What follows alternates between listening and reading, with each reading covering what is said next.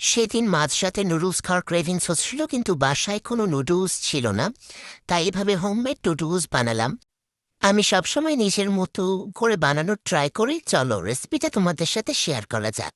তো প্রথমেই নিয়েছিলাম ময়দা, তার ভেতরে লবণ আর একটু সয়াবিন তেল নিয়ে মাখিয়ে নিয়েছিলাম এভাবে।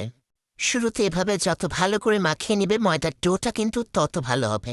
তারপর পানি দিয়ে ভালো করে মাখিয়ে এরকম একটা না শক্ত না নরম মিডিয়াম একটা ডো বানিয়ে নিলাম। তারপরে ডোগুলোকে ছোট ছোট করে এভাবে গোল করে এরকম শেপ দিয়ে নিলাম।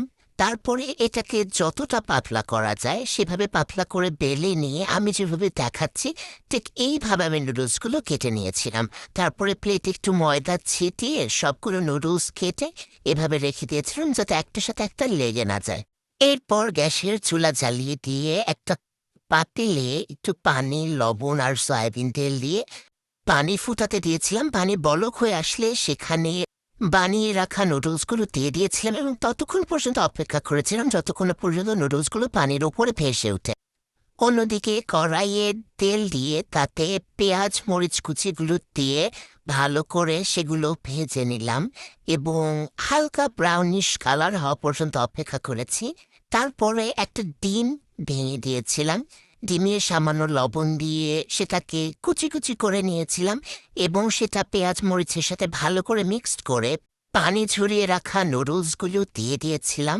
তারপর এতে স্বাদমতো লবণ, ঝাল এবং অ্যানাদার সব স্পাইসেস দিয়ে ভালো করে এটাকে রান্না করে নিয়েছিলাম এবং এটার কালারটা ঠিক হয়েছিল এইরকম।